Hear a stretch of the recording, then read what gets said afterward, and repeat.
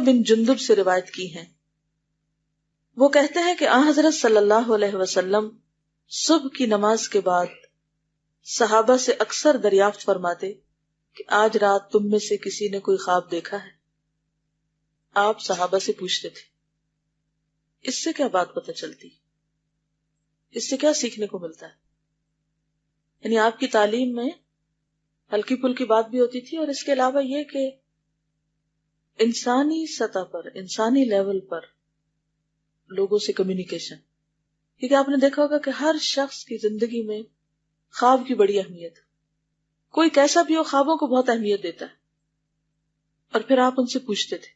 خواب کے بارے میں پوچھنا ایسے ہی جیسے کسی کا حال پوچھنا. ایک اور بات یہ بھی ہے کہ خواب چونکہ نبوت کا 40واں حصہ ہے، وحی کا سلسلہ بند ہو گیا ہے سوائے خوابوں کے مبشرات، کہ کسی کو کوئی چیز اللہ سبحانہ وتعالی خواب کے ذریعے بتا دے. اس لیے آپ صلی اللہ علیہ وسلم اس بارے میں بھی صحابہ کی رہنمائی کرنا چاہتے تھے کہ خوابوں کو انٹرپریٹ کیسے کیا جاتا ہے، یا یہ کہ خوابوں کی بھی زندگی میں کچھ نہ کچھ حقیقت ہوتی ہے، اور خوابوں کی پھر اقسام بھی بتائیں. صحابہ میں سے جس نے خواب دیکھا ہوتا اپنا اپنا خواب بیان کرتا.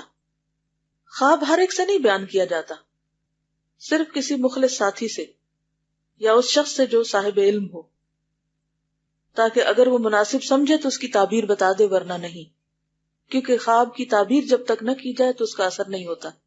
جب تعبیر بیان کر دی جاتی ہے تو وہ نافذ ہو جاتی ہے.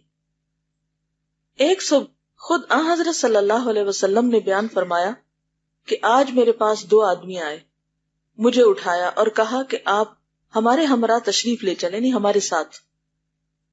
میں ان کے ہمراہ ہو لیا. ہم آگے چلے تو ایک آدمی کو چت لیٹے دیکھا، نہیں سیدھا. اس کے پاس ایک شخص پتھر لے کر کھڑا تھا اور اس کے سر پر زور زور سے مار رہا تھا. اس دوران میں اس کا سر بھیجا نکلنے کے باوجود بار بار اصلی حالت میں آ جاتا، یعنی سر پہ پتھر پڑتا، دماغ باہر آتا، پھر وہ صحیح ہو جاتا، پھر وہ مارتا، پھر باہر آتا، پھر صحیح ہوتا. پھر اس دوران میں اس کا سر بھیجا نکلنے کے باوجود بار بار اصلی حالت میں آ جاتا ہے. یہ سلسلہ کافی دیر تک جاری رہا.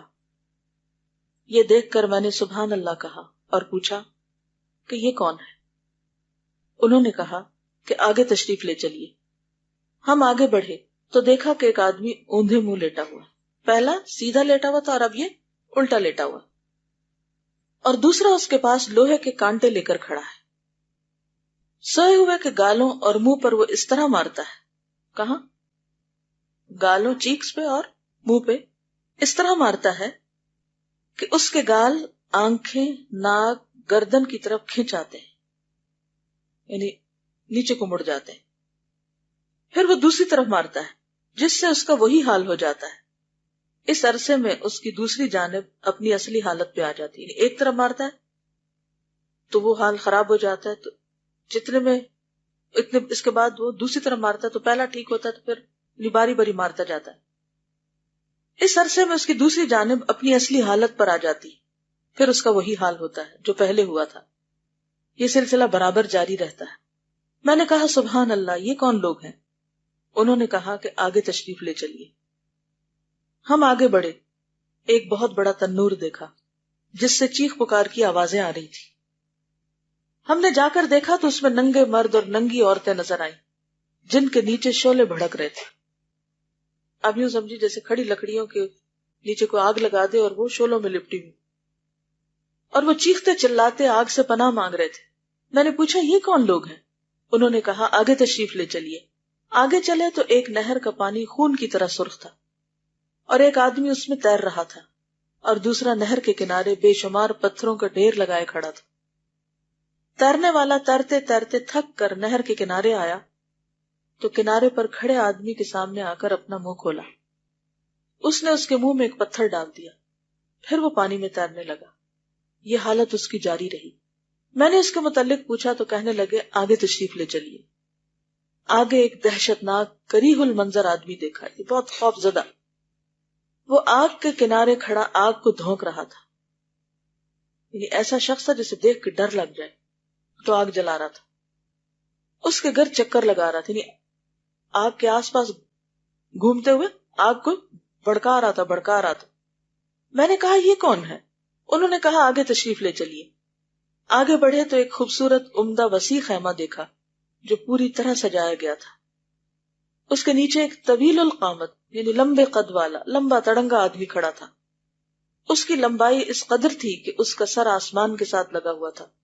اس کے ارد گرد بے شمار خوبصورت لڑکے کھڑے تھے. میں نے پوچھا یہ کون ہے؟ انہوں نے کہا آگے تشریف لے چلیے. ہم آگے بڑھے تو ایک عظیم الشان خوبصورت درخت دیکھا، ایسا کہ اس قسم کا درخت ہم نے کبھی نہیں دیکھا تھا. انہوں نے کہا اس پر چڑھ جائیے. ہم اس پر چڑھ گئے تو ایک ایسے شہر میں پہنچ گئے جس کی عمارتیں سونے اور چاندی کی اینٹوں سے بنی تھی. ہم شہر کے دروازے پر پہنچے اور دروازہ کھلوایا. اندر گئے. ہمیں بے شمار آدمی ملے جن کا آدھا جسم نہایت خوبصورت تھا اور آدھا بدصورت. میرے ساتھیوں نے ان سے کہا جاؤ اس نہر میں غوطہ لگاؤ. یہ نہر نہایت عمدہ اور چوڑی تھی اور اس کا پانی دودھ جیسا سفید اور شفاف تھا. یہ لوگ نہر میں نہا کر ہمارے پاس آئے. ان کی ساری سیاہی دھل چکی تھی اور بدصورتی خوبصورتی میں تبدیل ہو گئی تھی. میرے ساتھیوں نے مجھ سے کہا یہ جنت عدن ہے اور آپ کا مقام. میں نے نیچے سے اوپر تک اس عمارت پر نظر ڈالی. یہ محل نہایت خوبصورت سفید تھا. انہوں نے کہا یہ آپ کے لیے ہے. میں نے ان سے کہا بارک اللہ، مجھے اندر جانے دو.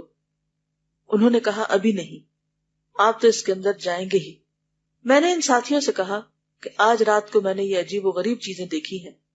انہوں نے کہا ہم آپ کو مطلع کیے دیتے ہیں کہ جس کا سر کچلا جا رہا تھا وہ آدمی ہے جس نے قرآن یاد کیا لیکن پھر بھول گیا تھا اور فرض نماز ترک کر کے سو جایا کرتا تھا، یعنی چھوڑ کر سو جایا کرتا تھا.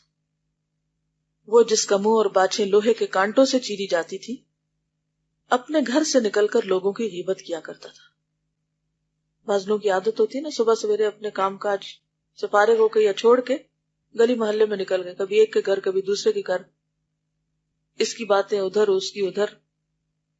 تنور میں جو ننگے مرد اور عورتیں جل رہی تھیں وہ زناکار مرد اور عورتیں تھیں، اور نہر کے اندر جو آدمی تیر رہا تھا اور پتھر نگل رہا تھا وہ سود خور تھا، سود کھانے والا.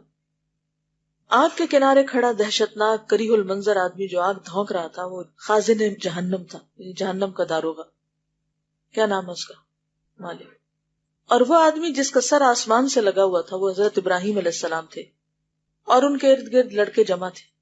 وہ فطرت پر مرے تھے. البرقانی کی روایت میں ہے کہ جو فطرت پر پیدا ہوئے تھے.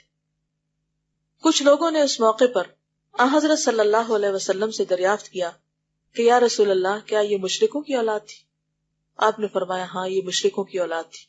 اور وہ لوگ جن کے آدھے جسم خوبصورت اور آدھے بدصورت تھے یہ وہ لوگ تھے جنہوں نے دنیا میں نیک اعمال کرنے کے ساتھ ہی ساتھ گناہ بھی کیے. اللہ تعالیٰ انہیں درگزر فرمائے، یعنی اللہ تعالیٰ نے ان سے پھر درگزر فرمایا اور وہ ان کی بدصورتی دھل گئی. اس سے کیا باتیں پتہ چلتی ہیں کہ کون کون سے گناہوں سے بچنا چاہیے؟ نمبر 1، قرآن یاد کر کے بھولنا نہیں چاہیے. اب آپ سوچیں کہ بھول جائے گا اس لیے یاد ہی نہیں کرتے. ہم تو کوئی سورت یاد نہیں کرتے، کوئی سپارہ نہیں کرتے. اس کا حل کیا ہے؟ انسان پڑھتا رہے، کوشش کرتا رہے، یاد رکھے، کیونکہ اس کا اجر بھی اتنا ہی زیادہ ہے. اور فرض نماز ترک کر کے سو جایا کرتا تھا. عام طور پر ہم کب سوتے رہتے؟ فجر کی نماز میں. صبح نہیں اٹھتے، اور قرآن پڑھنے کا وقت بھی صبح ہی ہوتا ہے. تو یہ دونوں چیزیں لازم و ملزوم ہوتی ہیں، فجر کی نماز اور فجر کے وقت قرآن کا پڑھنا. اور اس کے لیے ضروری ہے کہ رات کو جلدی سویا جائے، سوائے ضروری کام کے یا کسی مجبوری کے رات کو نہ جاگا جائے. دوسرا کون سا گناہ جس سے بچنا ضروری ہے؟ غیبت. تیسرا زنا. چوتھا سود. اور کیا اہم بات ہے اس میں باقی پیراگراف میں؟ یعنی برے اعمال کا اثر ہوتا ہے، چاہے اللہ سبحانہ وتعالیٰ اپنے رحمت سے معاف کر دے، لیکن آدھا جسم خوبصورت اور آدھا بدصورت. تو بدصورت جسم کس بات کی علامت ہے؟ برے اعمال کی. کیا قیامت کے دن ہم چاہیں گے کہ ہمارا جسم اس طرح 2 حصوں میں بٹ جائے؟ خلاصہ یہ ہے باب کا، ایک تو یہ کہ پیغمبروں کے جو خواب ہوتے ہیں وہی ہوتے ہیں. دوسری بات یہ کہ یہ حدیث جو ہے مختلف اور جگہوں پر بھی، یعنی قرآن مجید اور احادیث سے اس طرح کے مفہوم ملتے ہیں الگ الگ بھی. یعنی کبھی بھی گناہوں پر دلیر نہ ہو. یہ نہ سوچے کوئی فرق نہیں پڑتا، یہ نہ سوچے کہ چھوٹا سا تو ہے، یہ نہ سوچے کہ اور لوگ بھی تو کر رہے ہیں. یہ سوچے کہ برائی کا اثر ہوتا ہے، جو برا کرے اس کا نتیجہ برا ہوگا. مجھے یہ نہیں دیکھنا کہ کون کیا کر رہا ہے، مجھے یہ دیکھنا کہ مجھے کیا نہیں کرنا. وآخر دعوانا ان الحمد للہ رب العالمین. سبحانک اللہم وبحمدک نشہد ان لا الہ الا انت نستغفرک ونتوب الیک. السلام علیکم ورحمۃ اللہ وبرکاتہ.